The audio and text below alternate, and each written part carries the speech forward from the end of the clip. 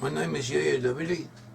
I live in the land of Israel, and I represent Brit-Am Hebrew awareness movement that researches the lost tribes, where the whereabouts of the lost tribes. We find them amongst Western peoples. We research the subject and we propagate knowledge of it, and we consider the implications of these findings and urge others to do the same. Now we find the sense of lost tribes of Israel, that is, there were originally 12 tribes of Israel. Out of these 12 tribes of Israel, 10 were lost, as well as a portion of this other 2. They were exiled and lost consciousness of their ancestry, but physically they remained as concrete, cohesive entities that we can trace after them and find where they went to, and identify their descendants, at least on an overall basis, and we can show where these peoples are and how they give expression to their Hebrew ancestry. That is what we do. And we do this, we use sources, we use the Bible, we believe in the Bible, we use rabbinical sources, we use historical sources, linguistics, mythology, archaeology. Anything that has something to do with the subject, we research it and we find proofs that bring everything together, and with one piece of evidence reinforcing the other, we have built up concrete bodies of evidence that are true, that are convincing and reliable.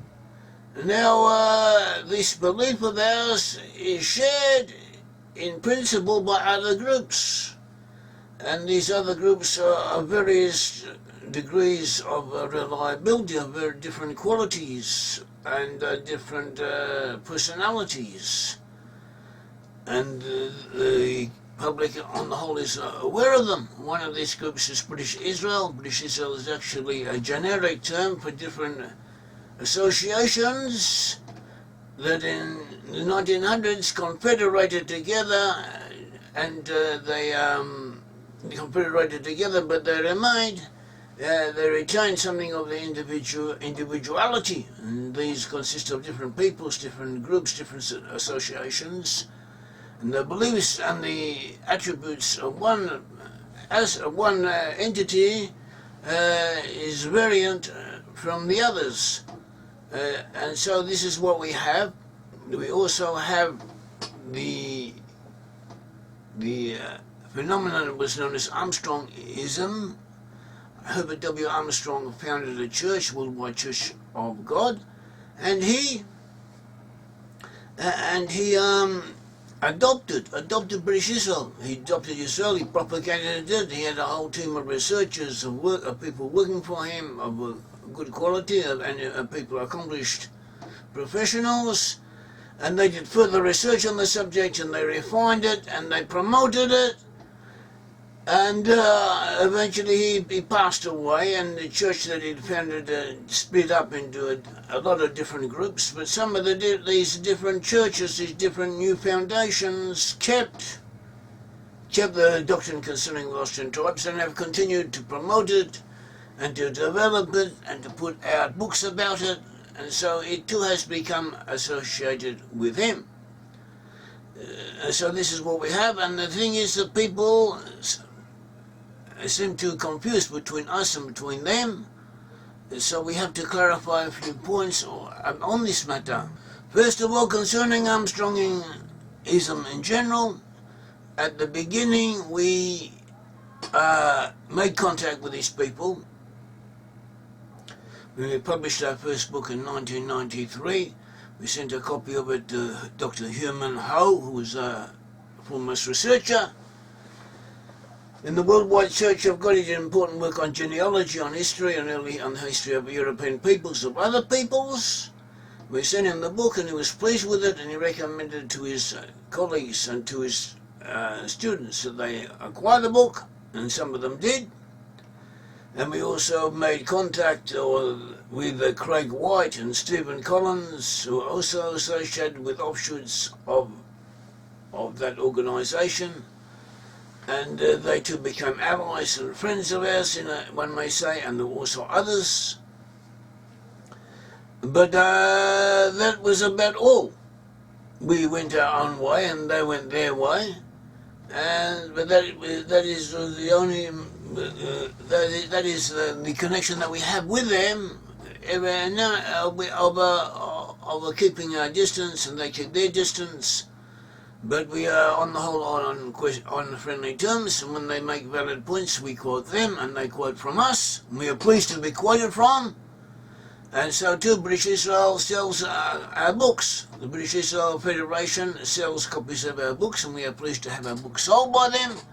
And they also sell books of anti-Semites, of people against the Jewish people, of people who are low-lifes, people of bad reputation. And in the past they did associate themselves with such types, or were associated with them, and this gave them a bad name, and by implication this also has given a bad name to those who believe the lost 10 tribes are amongst Western peoples, because Jews and others whose only acquaintance with these beliefs, as in some cases been through British Israel and through the darker aspects of British Israel, of people who adopted the British Israel beliefs for racist and white supremacist doctrines that have nothing to do with us and that are actually against what we teach. So this is the reality. We'll get back to this point, and we'll get back to, but first let us give a little bit of background to British Israel in general. Writers against British Israel claim that it was founded in the 1900s, early 1900s, and actually the British Israel Federation did come into place at that time, but there were already existing associations and individuals with these beliefs before then. And also we have evidence that the Jews in the Second Temple period had the idea that members of the lost tribes or groups associated with them were to be found in the British Isles. It was already from the Temple era, or shortly afterwards. Also we have Rashi in the Middle Ages, who was the foremost rabbinical commentator, probably the most famous of the rabbinical commentators that there ever was. And he lived in France, and he was born in 1040 and died in 1105. And he also, in his commentary, the book of Obadiah, he says that the lost 10 tribes in the kingdom called France. He identified the area of Saraphath in the book of Obadiah in 118. Saraphath, he said that Saraphath is a kingdom called France, and that the lost 10 tribes went there to that place. So there we have a belief from rabbinical sources. The lost 10 tribes were in Western areas, and this was extended amongst the Jews. Not at least amongst part of them knew of this idea and held by it. Later, we find in the 1300s, 1400s in Denmark, we find people identifying the Danes, the lost tribes of Israel, the Danes and the Jutes and the Angles. We also have we are talking about direct identifications, indirect identifications, or inferences that can be understood as identifying the peoples in the West with the lost 10 tribes are extremely numerous. But now we're talking about exact, explicit equations of different peoples with the tribes of Israel that are on record as having been made. We find this in the Netherlands in the 1600s. We also find later in Sweden and in Finland the same thing being said concerning those countries. John Sadler, a friend of Oliver Cromwell, mentioned the notion that the lost 10 tribes had become the Anglo-Saxons, and Anglo-Saxon was derived from the Bible. He mentioned that in a speech to the House of Commons in the time of Cromwell. So, and it was known. There were a lot of people in a lot of different areas and knew about this idea and spoke of it, and many believed in it. It also reached America. We came across a pamphlet by Dr. Joseph Wield, written in 1982, where he proves from the Bible the lost 10 tribes were amongst English-speaking peoples, including America.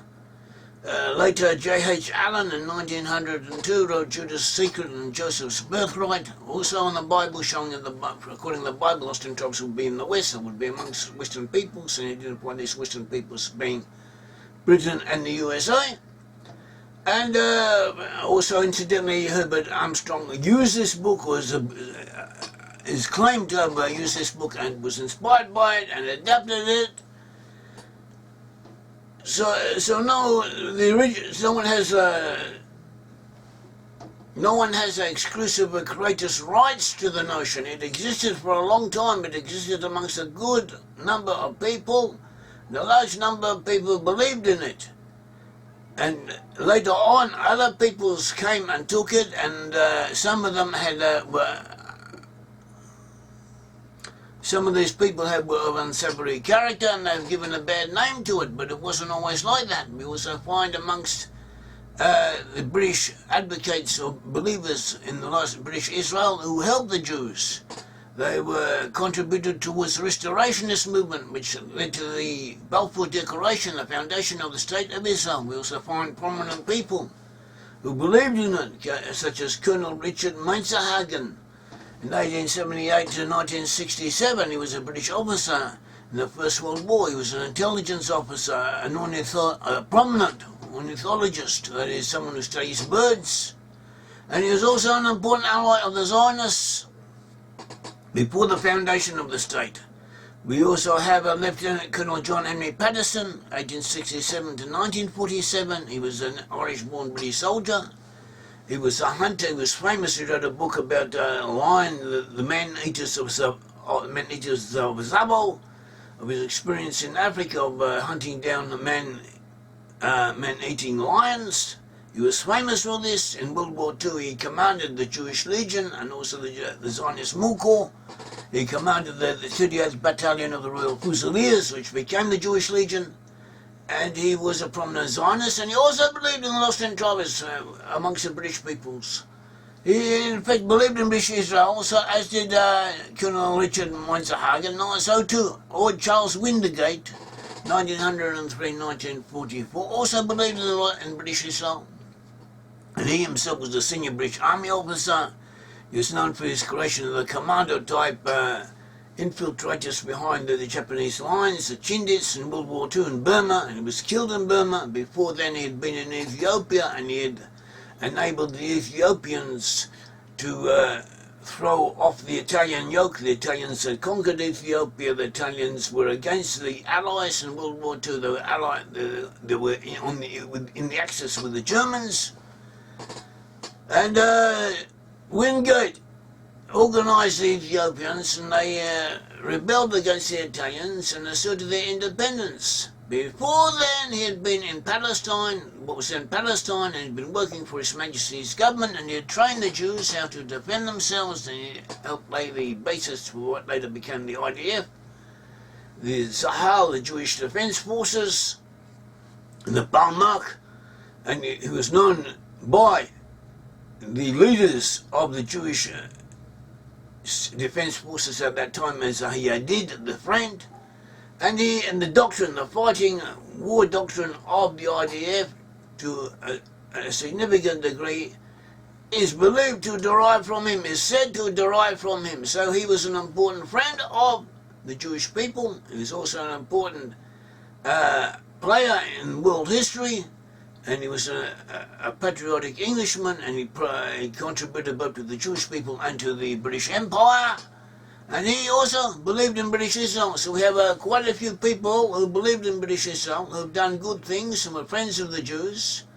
So therefore, belief in British Israel does not have to be anti-Semitic, and on the whole it is not. Most people who believed in it are inclined to be more favourable towards the Jews and to consider the Jews as brothers. We have a few bad eggs that are social with British Israel. They're not usually that close to it, in effect. We have what is so-called Christian identity. The Christian identity also believes that all white people, all Caucasian peoples, are descended from the lost tribes. The Jews are the descendants of Esau, or descendants from Jethro. They're not really Israelites. And that and they believe in the type of white supremacy and racism. But that is not really British Israel. They say that all Caucasian peoples are from the Austrian tribes. That includes the Germans, it includes people from the Baltic states, it includes the Russians, it includes a lot of people who, according to British Israel, are not descended from Israelites. And we should not be confused with such people, because we expressly constrict those who we identify as having a significant number of Israelites amongst them. We identify the Austrian tribes with the people of Finland, of Sweden, of Norway, of Denmark, of the Netherlands, of Belgium, of Switzerland, of France, of England, Wales, Scotland and Ireland, and also the offshoots of the British overseas, and America and Canada. All those areas are dominated by the Austrian tribes. We don't say that everyone in those regions is automatically a Hebrew. It's automatically a Hebrew descent. But that is where the Austrian tribes went to. That is where they are to be found. That is where the Bible identifies the Austrian tribes as being. And that is where they have to be searched for. That is the beginning. So this is what we have, and this is what we believe in, and those who have something similar to that should be judged on their own merits. Have nothing necessarily to do with us. We do our own thing, we do things as we see them, as we believe them to be, and that is what we believe them to be.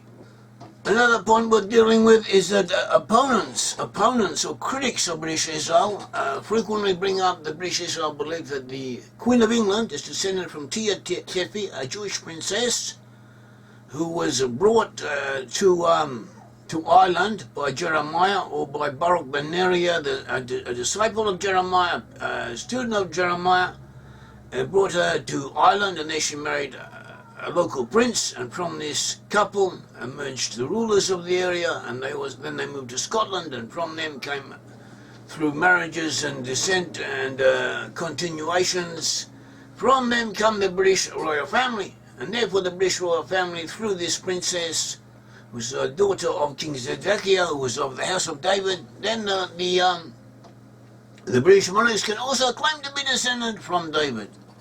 And there is a passage in Jeremiah chapter 33, see verse 14, that says, "The day will come that I will perform that good thing which I have promised unto the house of Israel and to the house of Judah. In those days I will call the branch of righteousness to grow up into David, and he shall execute judgment and righteousness in the land." And he goes on, and he says that David shall never want a man to sit upon the throne of Israel. So this could be understood to say that there would always be someone from the house of David ruling over the Israelites. It doesn't necessarily mean that, but there's one way it can be understood, and that's one of the ways it has been understood. But this is not necessarily got anything to do with Tefi. The idea of Tefi has been promoted by British Israel and is very popular. Armstrongism also promoted, continued it and put an emphasis on it. And the ladies like it, people like it, there's something romantic about it. But historically it is unlikely. Also from a biblical point of view, the inheritance of royalty, of tribal affiliation goes through the father. And so Tia Tefi, even she was from the house of David, she's not really a descendant of David from the point of view of being of royal blood and being a descendant of David, as we would understand the Bible to require. But nevertheless, it's there. People like it. It is popular. It doesn't do any harm. But if it's not true, why believe in it? Why believe in it if there is an alternative? Because we have shown there were many different ways in which descendants from the house of David could have become the rulers over England, over Britain, they could have intermarried with the local aristocracy, and their seed could be sitting on the thrones of these countries. It's interesting that most of the world royal families in the world, most of the countries in the world where we still have hereditary monarchs, are those we identify with the lost 10 tribes of Israel. Sweden, Norway, they're hereditary monarchies. So is Denmark, so is the Netherlands, and so is Britain. and all those who are associated with Britain.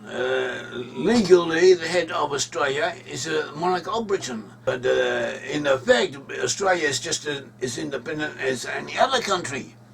But they keep this formality for sentimental reasons, and there's something to it. So historically, we find peoples descendant from David who ruled over elements from Scythia. What happened is the lost 10 tribes were together. The lost 10 tribes had been exiled. You had 12 tribes of Israel. Actually 13 if Joseph gave rise to 2 sons, Ephraim and Manasseh. So numerically speaking, 13 tribes. 10 of these tribes had created their own kingdom in the north. They separated from the house of Judah in the south. They set up their own kingdom, and this kingdom that was then conquered by the Assyrians. The Assyrians took them into exile. In their places of exile, they became independent of Assyria. And Assyria, with different calamities befell Assyria, they managed to take advantage of this to assert their independence. And they joined with, became identified as, they became part of a group of people known as the Scythians. And the Scythians were then in the Middle East. Later they were pushed out to the north. They went to the north of the Caucasus, and there they set up different kingdoms. And in one of these kingdoms was in Iberia, which is now also known as Georgia, and there the ruler of Georgia had a tradition that he was descended from King David, and this was an old tradition. Also there was another small Scythian kingdom in the west to the east, in eastern Iran, and it was known as Sakistan, and there too the local ruler claimed to be descended from David, and these rulers were on the whole related to each other. The different kingdoms of the Scythians were broken up into different groups, so each place had its own king, and they were usually interrelated with each other. They married with each other. They were part of the ruling aristocracy of Scythia. Also the Khazars. The Khazars were centered on the region by the Don River in southern Russia. They too were Scythian people. They were referred to as Scythians. They were part of the Scythian people. And their ruler was also descended from David. The Arabs referred to him as from the house of Jesse. House of Jesse is another name for the house of David. And so too, we have these indications that there were groups who claimed descent from King David amongst the Scythians. These Scythian peoples became the inhabitants of Scandinavia, also of the Netherlands, part of France, and of the Anglo-Saxons who conquered what became England. So from this way we may be able to say that their rulers were descended from David, and they gave rise to the present royal houses. There's also another point that Zuckerman, Arthur J. Zuckerman, who wrote a book, A Jewish Princedom in Feudal France, 708 to 900, published in New York, 1972, and there he proves that there was a Jewish prince in southern France, descended from the house of David. He had autonomia. He was an autonomous ruler of a Jewish principality in Narbonne in southeast France. He was a friend of the Charlemagne and of that ruling house over the Franks, and his descendants intermarried with them, and they also intermarried with the Normans and with others, and these eventually also intermixed with the nobility and the ruling houses of England and Scotland. So too, some people who are interested in tracing genealogies could probably prove that the ruling monarch of Britain is somehow either descended from him as well. It doesn't have to be through Teotepi. The principle may be correct, and it could be proven through several different alternative lines of genealogy that could prove that the rulers of the Western peoples, the kings of the Western peoples, the monarchs of the Western peoples come from houses that are descended from King David. So this is a possibility, it is something of interest, but we don't do or die of it. We can live without it. It is not essential. It is not something we emphasize. It is a curiosity. It is a side thing. which are an interesting possibility, but nothing much more than that. Our main points are straightforward biblical proofs, historical evidence, and concrete proof of Israelite descent. That is what we believe in, that is what we work for, and that is what there is. Brit-Am Hebrew awareness has its own beliefs. We believe in the Bible, in the Hebrew nations of Judah and Israel, and this is what the Bible says, this is what the Bible wants, this is the way of Scripture. We do not make demands on others because that is not our task. Our task is to reveal the ancestry of peoples in the West, to tell them who they are, and to encourage them to prove it for themselves, to internalize this proof, and the Lord Almighty will show us and show them how to continue. So come with us on this journey, join us, help us, and be helped by us, because this seems to be what divine providence wants of all of us. Thank you. The Lord God of Israel bless you.